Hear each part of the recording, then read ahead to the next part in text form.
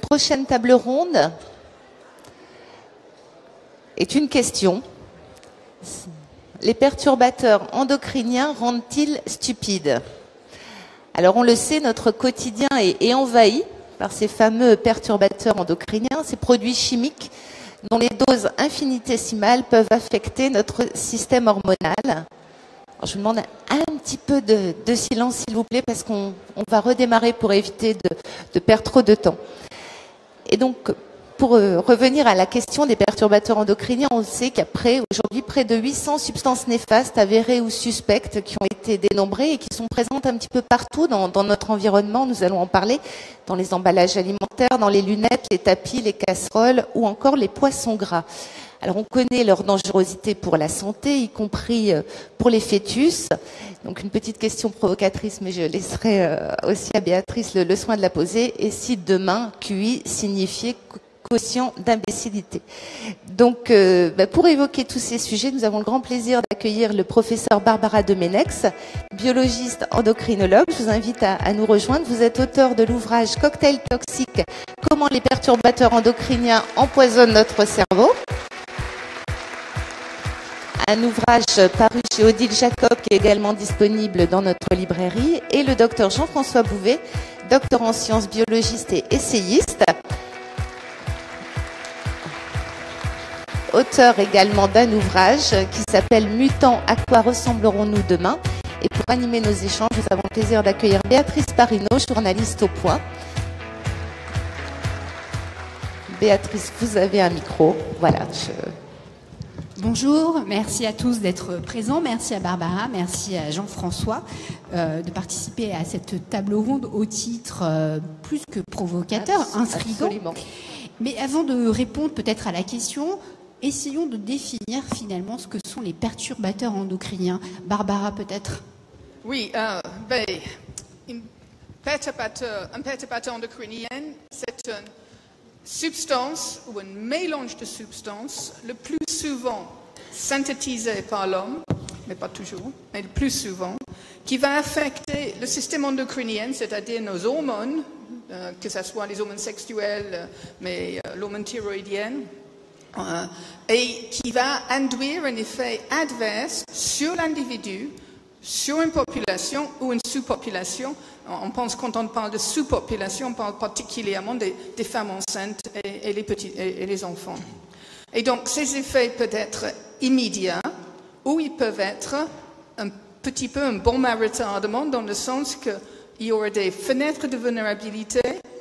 Par exemple, les femmes enceintes, les fœtus sont exposés et c'est plus tard qu'on va voir les effets. Ça s'appelle aujourd'hui l'origine développementale ou l'origine fœtale des maladies chez l'adulte. D'accord, merci. Jean-François, est-ce que vous auriez peut-être un exemple plus précis après cette définition généraliste? Oui, je peux prendre un exemple qui a permis de montrer sur une expérience in vitro en laboratoire, donc un effet direct d'un perturbateur endocrinien, c'est sans doute le plus connu, c'est le bisphénol A, tout le monde a entendu parler. Il y a une équipe qui fait des expériences très intéressantes en travaillant sur des testicules de fœtus humains qui coupent en tranches et qui maintiennent en vie. Et ils ont pu montrer sur ce matériel expérimental que lorsqu'on expose ces tranches de testicules à du bisphénol A, on diminue la production de testostérone, qui est la principale hormone mâle, par le testicule de fœtus. Donc là, on a une démonstration en laboratoire d'un effet de perturbateur endocrinien qui, là, agit sur la production de l'hormone, mais on pourra en parler par la suite. Les perturbateurs endocriniens peuvent aussi agir en se mettant à la place de l'hormone sur son récepteur, ce qui empêche son action. Il peut y avoir donc différents modes d'action de ces perturbateurs.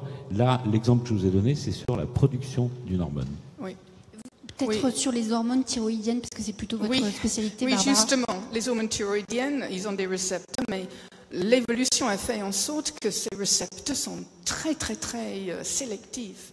Et c'est, en général, c'est pas un niveau de l'action au niveau du récepteur, mais c'est surtout au niveau de la production, effectivement, certains perturbateurs vont bloquer la prise de iode. Vous savez très bien, je pense, que le crétinisme était dû à un manque d'iode. C'est pour ça qu'il y en avait surtout dans les Alpes et en Suisse. Et donc, manque d'iode, ça veut dire manque d'hormones thyroïdiennes. Manque d'hormones thyroïdiennes veut dire crétinisme. Donc, aussitôt qu'on a des perturbateurs endocriniens qui vont interférer avec l'action ou la production des hormones thyroïdiennes ou la distribution dans le corps des hormones thyroïdiennes, on va avoir un effet sur l'intelligence parce que le crétinisme, heureusement, on ne le voit plus de nos jours, mais les crétins, les pauvres crétins, les malheureux crétins, avaient quand même un quotient intellectuel de 35, les sévères, 35. Donc, vraiment, ils avaient un cerveau, ils avaient des neurones, ils avaient des oligodendrocytes, ils avaient toutes les cellules, mais ils étaient très mal mis en place. Tout le développement du cerveau a été affecté. Mais là, vous parlez au passé, vous parlez du crétinisme. Avant, ils avaient. Mais aujourd'hui, en fait, dans quelle mesure tous ces perturbateurs endocriniens nuisent à notre cerveau, voire à notre intelligence, voire apparemment, ça nuit à beaucoup de choses. Vous avez raison.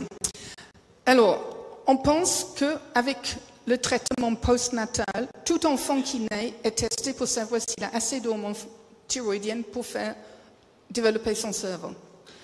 Et on a un peu oublié le fait, et on a surtout dans les derniers 20 ans découvert que les hormones maternelles, les hormones thyroïdiennes chez la femme enceinte vont être déterminants pour le QI de l'enfant et voire même pour la structure de son cerveau.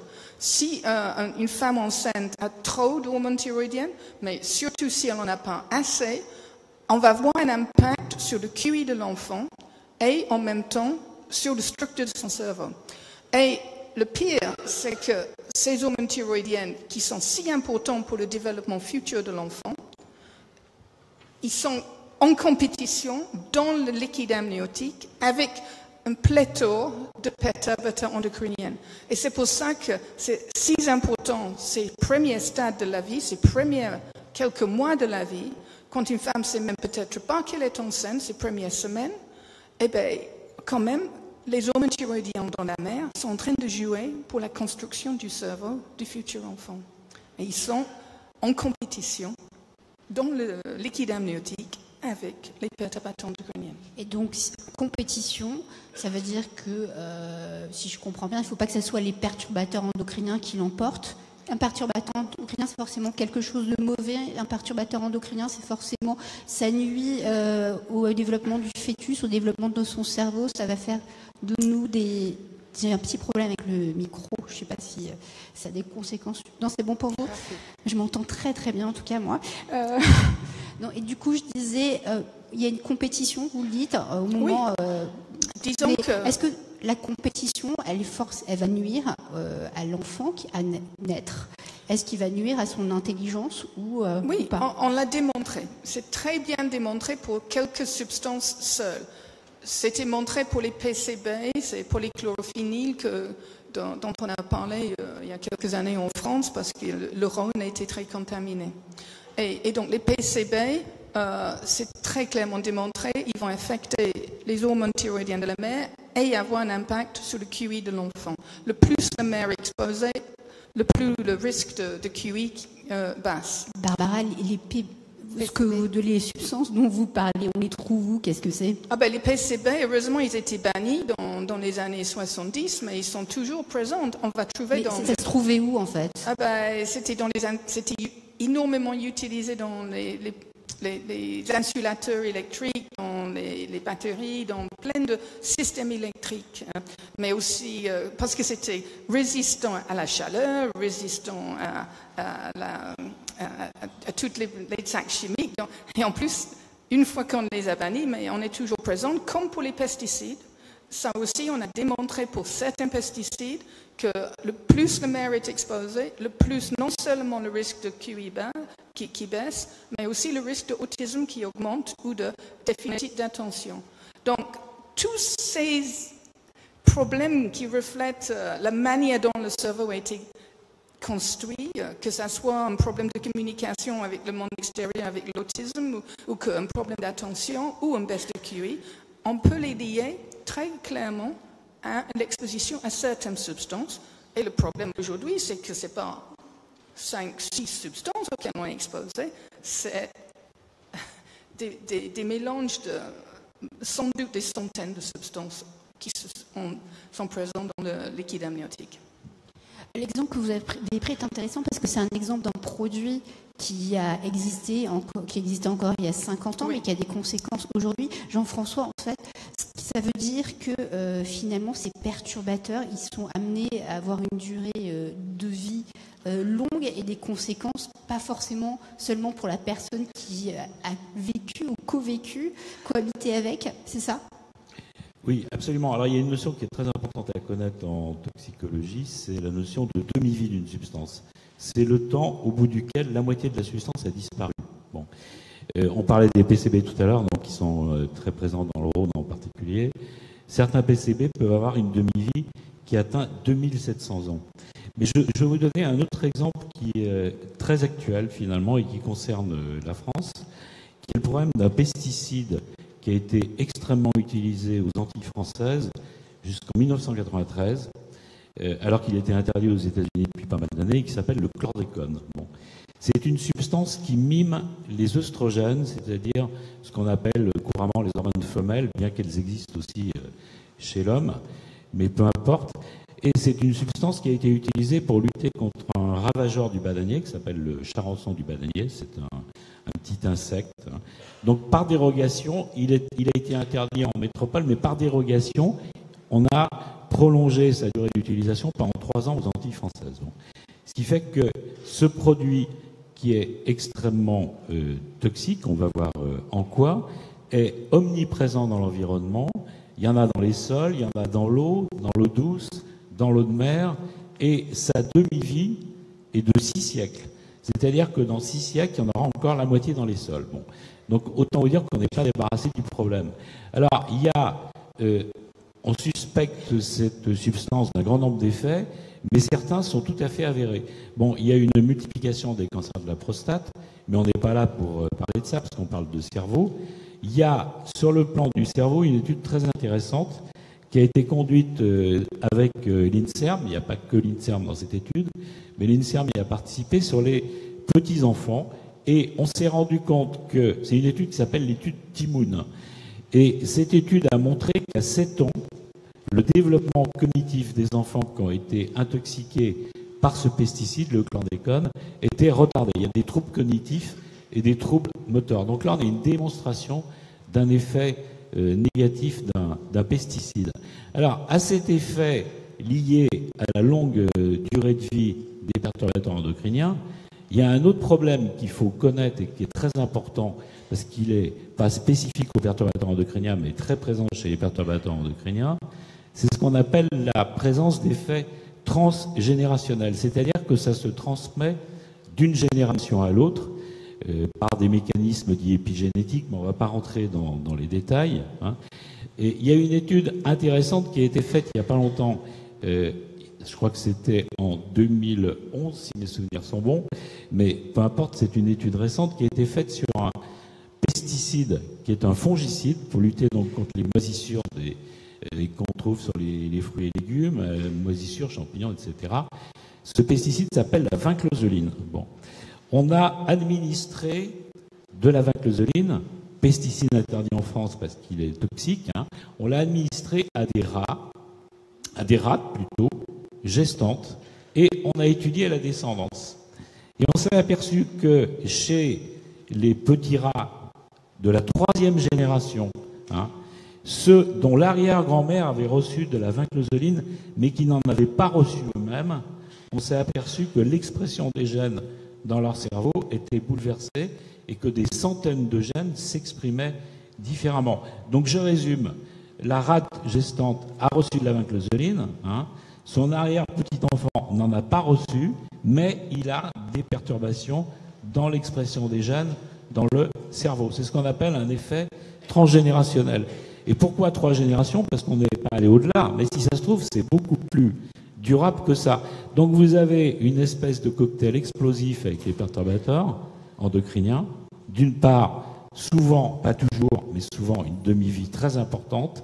Et deuxièmement, des effets transgénérationnels souvent très longs. Hein. Et ça veut dire concrètement que c'est pas parce qu'on sera débarrassé de la production, c'est pas parce qu'on arrête la production d'un polluant qu'on sera débarrassé de ce polluant. On est en train de laisser un environnement à nos enfants, petits-enfants et aux générations suivantes qui donc seront encore extrêmement pollués par ces substances, même si on arrêtait leur production. Si je comprends bien, là vous avez pris un exemple des études, des recherches qui ont été menées sur des animaux, mais est-ce que, avec certitude, on peut déclarer que nos enfants sont plus bêtes que nous, nos petits-enfants seront plus bêtes que nos enfants et seront encore plus bêtes que nous, ou est-ce que c'est déjà le cas, je suis beaucoup plus bête que ma mère, beaucoup plus bête que ma grand-mère, et est-ce qu'on est dans une évolution inversée déjà ? C'est une question qui mérite une longue débat. Mais on va quand même citer quelques études qui se passent... Rassurez-moi un peu quand même. Oui. Ce que je vais dire ne va pas être très rassurant. Je vais citer des... Parce que, évidemment, quand les gens disent « Oh, les tests de QI, ça montre ce qu'on veut, et puis il y a l'intelligence émotionnelle et l'intelligence musicale. » Et c'est vrai, il y a plusieurs formes d'intelligence. Et les tests de QI, ils vont être basés sur plusieurs tests. Et il ne faut pas oublier, et l'industrie ne cesse de le citer, que des années 50 à les années 90, on a vu une augmentation des scores sur ces tests d'intelligence. Mais ces mêmes tests montrent maintenant des baisses, et des baisses significatives. Et surtout, on peut quand même voir des femmes exposées à des produits chimiques, qui ont des enfants qui réussissent moins bien sur les tests de QI, etc. Donc, mais il y a un autre test, qui est le temps de réaction. Et le temps de réaction, c'est bizarre, hein, parce que c'est pas un test de QI, c'est juste quelle vitesse, quand une pendule passe devant une source de lumière, j'appuie sur un bouton, et donc, c'est un reflet de vitesse de la transmission nerveuse. Donc c'est très physique. Mais ça, c'est aussi bizarrement un reflet de l'efficacité de la formation de la myéline, cette couche de gras lipidique autour des neurones, surtout des neurones longs, mais on va le trouver aussi dans le cerveau, et qui va permettre des neurones d'aller réagir rapidement. Et le temps de réaction s'allonge. On le voit dans plusieurs populations. Et ce qui est étonnant, c'est qu'on peut, parce qu'il y a un demi-cousin de Charles Darwin, c'est Francis Galton, en 1890, qui a mesuré les temps de réaction sur énormément de personnes. Mais ce qu'il n'avait pas à l'époque, c'était le pouvoir d'analyser tous ces échantillons. Il n'avait pas les ordinateurs. Et bien, 100 ans plus tard, on l'a fait. On a regardé les temps de réaction et analysé, et on était très surprise. On a vu qu'aujourd'hui, on n'a plus du tout cette même vitesse. Et ça, c'est en dépit du fait qu'on est toujours en train de tapoter sur nos téléphones et réagir et faire des jeux vidéo. Donc, temps de réaction s'allonge. Myélinisation veut dire hormone thyroïdienne, parce que la myélinisation est dépendante des hormones thyroïdiennes. D'accord, mais si on fait un peu de fiction quand même, notre société, elle s'est beaucoup développée le siècle dernier, le siècle même précédent, grâce à ce qu'on appelle la révolution industrielle, portée aussi grâce à ces produits chimiques qu'on appelle perturbateurs endocriniens ici, ce qui a permis aussi le développement de notre société, d'en faire une société basée sur l'intelligence. Là, on est arrivé peut-être à son sommet, oui.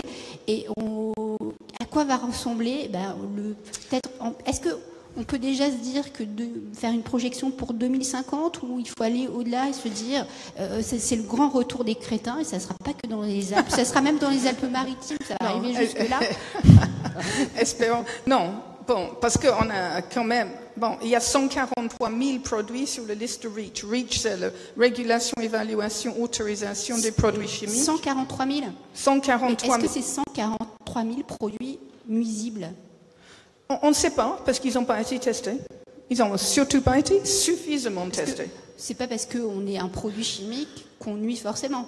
Non, mais dans le laboratoire, comme beaucoup de ces produits sont chlorés, fluorés ou bromés, ils contiennent du brome, du chlore et du fluor, c'est-à-dire ils peuvent rentrer en compétition avec l'iode, parce que c'est bon, excusez-moi, c'est un petit peu de chimie, mais je pense que vous pouvez tous comprendre, même si vous n'avez pas fait de la chimie.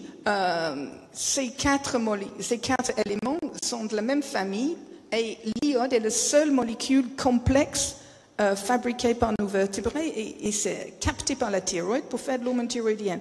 Alors, les chimistes ont adoré faire les nouvelles molécules avec le brome, le chlore et le fluor. Et énormément de ces produits qu'on va trouver dans notre quotidien qui vont nous faciliter la vie, mais qui ne sont pas nécessaires vraiment pour notre quotidien. C'est-à-dire, les bromés, c'est des retardateurs de flamme. Les fluorés, c'est les surfactants, les imperméabilisants. C'est les poils qui ne collent pas, quoi. Oui, c'était bien, mais nos grands-mères faisaient quand même des crêpes qui ont une sacrée réputation pour coller, avec un poil en fonte. Donc, il y a des moyens, on peut se passer de ces molécules.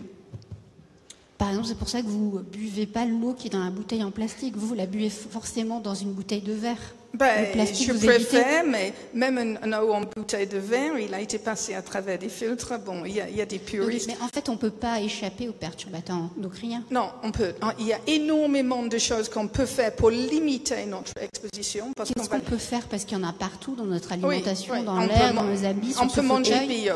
Même si le bio contient aussi des pesticides, ça contient moins. Et le fait que faire une agriculture avec des principes bio, ça veut dire qu'on va diminuer la quantité de pesticides.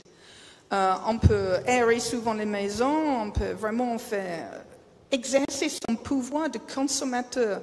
Vous avez un pouvoir, les consommateurs, de dire nous ne voulons pas des produits qui ont des effets de perturbateurs endocriniens, par exemple les pesticides.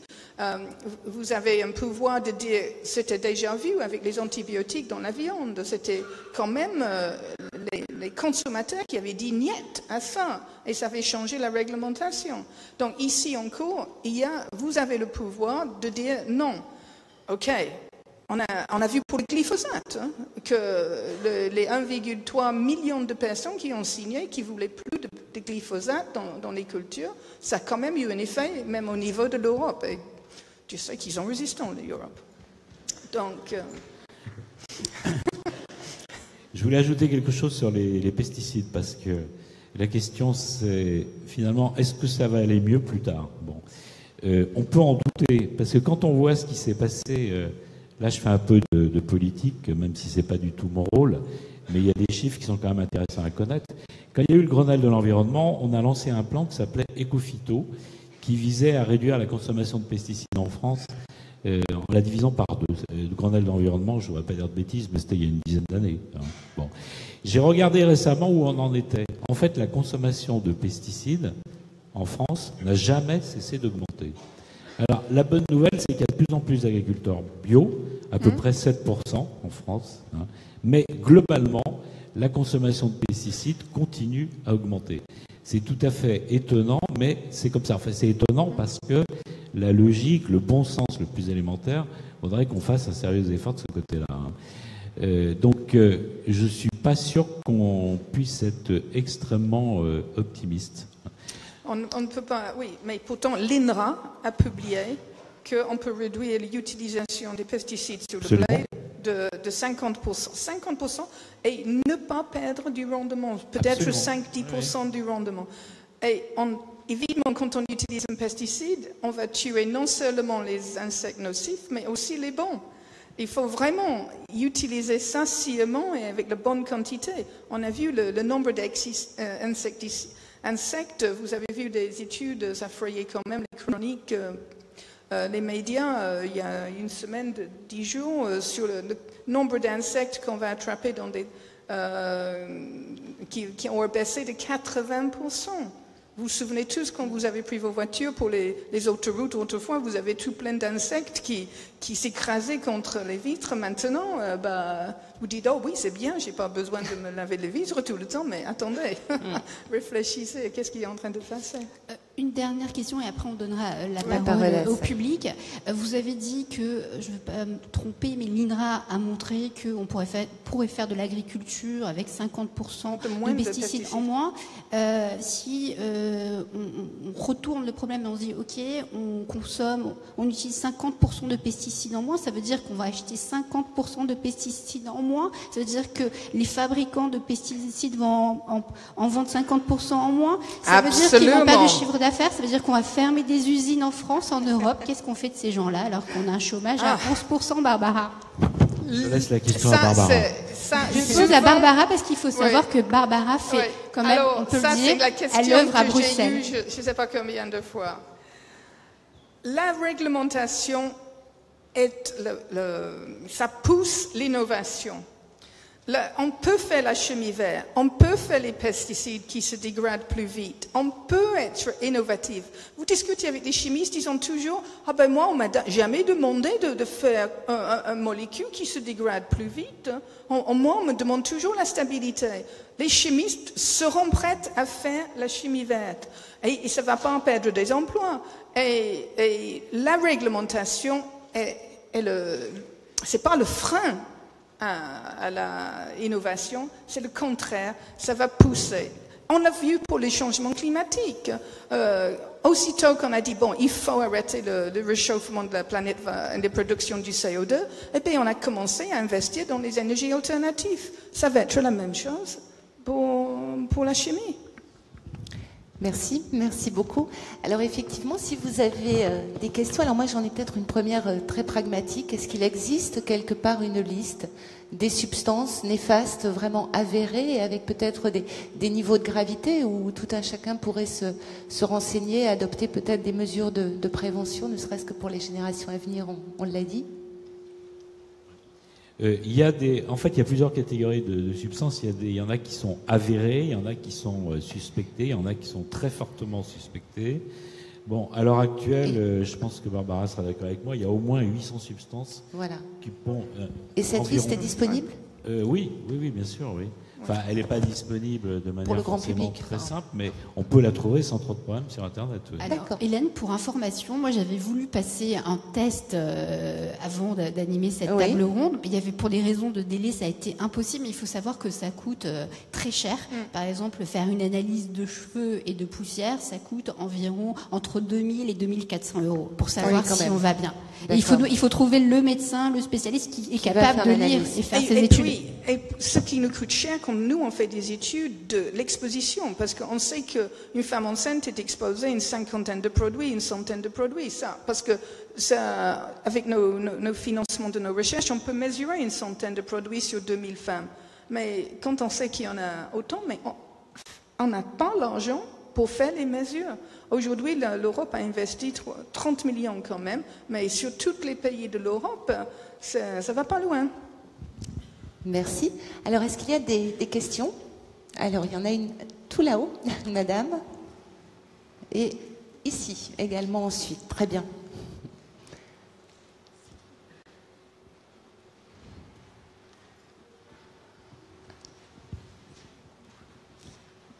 Je voudrais savoir si la permaculture serait la solution à tout ce que vous venez de dire qui est assez pessimiste. Est-ce qu'on peut trouver une solution avec la consommation de produits issus de la permaculture? C'est-à-dire la culture basée sur tout contrôler. L'écosystème, de partir... l'eau et recycler l'eau. Oui. Ce serait plus contrôlé. Mais, et puis c'est une chose à quoi penser. C'est ce qu'on fait avec une certaine forme d'aquaculture. Mais c'est vrai qu'en ce moment, il y a quand même pas mal de recyclage d'eau pour certains produits. Et tout ce que ça fait, c'est ça concentre les produits. Donc, à voir. Merci, madame. Que penser de la décision de l'Europe de prolonger l'usage du glyphosate pendant 5 ans, je crois? Ils n'ont pas décidé, justement. Le vote était...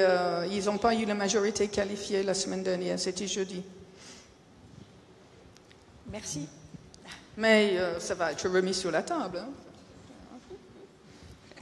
Dans tous les sens du terme. Monsieur? Oui, bonjour. Il faut quand même un peu se méfier de ces genres d'argumentation sur l'emploi. Parce que d'abord, quand vous parlez des emplois qui vont être perdus dans l'industrie qui fabrique des pesticides, est-ce que ces emplois sont en France et en Europe? Première chose. Et deuxième chose, avec la robotisation et autres, je pense que la plupart du temps, ces grandes entreprises, est-ce qu'elles peuvent remplacer par des automates et des robots, parce que c'est plus rentable, elles ne se posent plus la question de l'emploi. Donc là, ça s'appelle une argutie. Par ailleurs, l'argument de la productivité, on sait très bien pour les OGM, par exemple, que les taux de production ne sont pas meilleurs que les autres formes d'agriculture. Et il serait quand même plus intelligent de réfléchir de manière un peu systémique lorsqu'on dit qu'il faut produire plus, alors qu'on gâche 50% de la nourriture aux États-Unis et plus de 30% en France. Donc voilà que je trouve que ces arguties productivistes d'un autre siècle ne tiennent pas lorsqu'on réfléchit de manière donc un peu plus systémique. Voilà, c'était un commentaire plutôt qu'une question, mais peut-être que vous aurez des choses à rajouter. Oui, mais je trouve c'est un argument qu'on entend souvent. Oui, et c'est absolument vrai que dans ce genre de problématique, il faut qu'on pense à un niveau beaucoup plus global. On doit penser à la manière dont on fait l'agriculture, la manière dont on investit dans nos industries, la manière dont qui est-ce qu'on est prêt à payer plus pour manger mieux. Et c'est une histoire, c'est une question économique à la base. Oui. Merci. Est-ce qu'il y a une autre question? Oui, madame.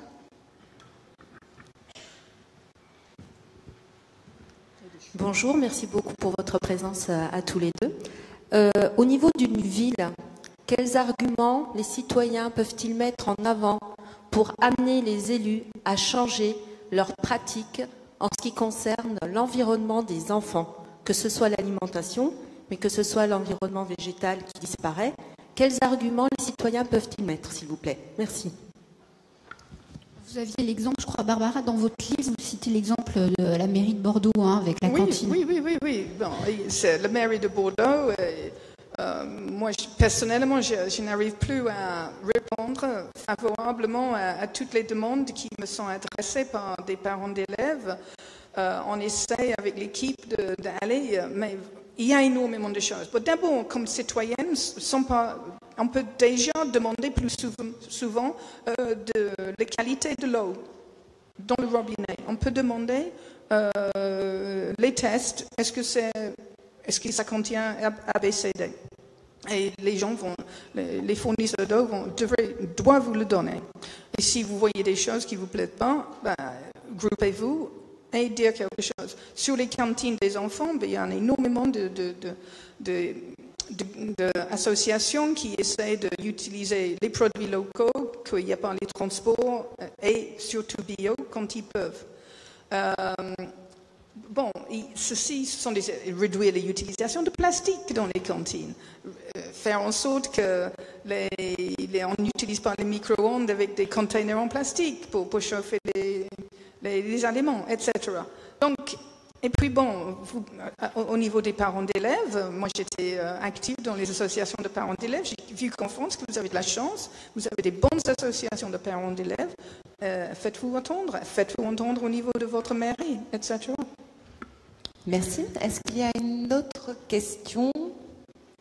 Oui, de ce côté-ci, s'il vous plaît. Et je vous ai pas vu. Tout de suite après. Oui, là, au cours de votre exposé, vous avez souligné que l'augmentation des perturbateurs endocriniens et leurs effets, c'est une tendance lourde et qui va produire ces effets pendant longtemps, des effets profonds durables. Donc, moi, la question que je me pose, c'est que, visiblement, la perspective qui se dresse, c'est donc une sorte de diminution des performances intellectuelles naturelles de l'humanité, en quelque sorte, dans ce contexte-là. Et simultanément, on voit émerger une augmentation exponentielle de la performance de l'intelligence artificielle. Tout à fait. Donc la question que je pose, c'est que dans la perspective d'une humanité qui serait naturellement plus stupide, est-ce qu'elle ne va pas être tentée de compenser un petit peu son handicap, un peu comme les handicapés physiques veulent légitimement accéder aux prothèses les plus performantes? Est-ce qu'elle ne va pas tenter de compenser la baisse de ses performances intellectuelles par le biais de l'intelligence artificielle qui sera de plus en plus performante. Merci. Sans doute, oui. Mais justement, là se posent des questions éthiques, juridiques, et quel futur on veut pour nos enfants. Et c'est une vraie question auquel il faut s'adresser. Alors, on va encore prendre 2 questions, monsieur et madame. Oui, on a parlé en fait donc de la durée de vie de ces perturbateurs endocriniens, mais qu'est-ce qu'il en est de la réversibilité pour le corps? Si on prend de meilleures habitudes, on mange bio, on sait, etc. Est-ce que le corps peut sait évacuer ces perturbateurs? Est-ce qu'on a une chance de redevenir un peu plus sain? Il y a un problème avec les perturbateurs, c'est que beaucoup sont des molécules qui sont liposolubles et qui ont tendance à se stocker dans la graisse. Donc, quand on les a dans l'organisme, on peut les avoir pour pas mal de temps. Mais pour utiliser la logique, la palisse, moins vous en consommez, moins vous en aurez, et de toute façon, vous en éliminez forcément une certaine quantité. Oui. Vous dégradez certaines molécules dans le foie en particulier. Donc vous avez toujours intérêt quand même à vous exposer le moins possible et à en manger le moins possible, et ça diminuera forcément progressivement. Mais il y a quand même une certaine accumulation. Et si on élargit le problème, il y a une accumulation à l'heure actuelle dans les chaînes alimentaires, parce qu'il y a beaucoup d'animaux qui ont des graisses capables de stocker en grande quantité de telles molécules. Et donc chez les prédateurs, on trouve des accumulations de perturbateurs de ce type, parce qu'ils sont en haut de la pyramide, et qu'ils en mangent, ils mangent des animaux qui en mangent, etc. Bon. Donc c'est pas évident de s'en débarrasser, mais on peut quand même diminuer la quantité. Oui, surtout pour les femmes. Utiliser les cosmétiques qui ne contiennent pas de phtalates et de parabènes, on voit tout de suite que le taux circulant de phtalates et parabènes diminue. Donc vraiment, on peut limiter son exposition, et les mêmes choses pour les pesticides. Si on mange bio, on va excréter il y a beaucoup moins de pesticides auxquels on est exposé. C'est clair. Donc ce n'est pas que du négatif, il y a quand même du positif et des actions positives qu'on peut faire. Merci. Et donc, madame?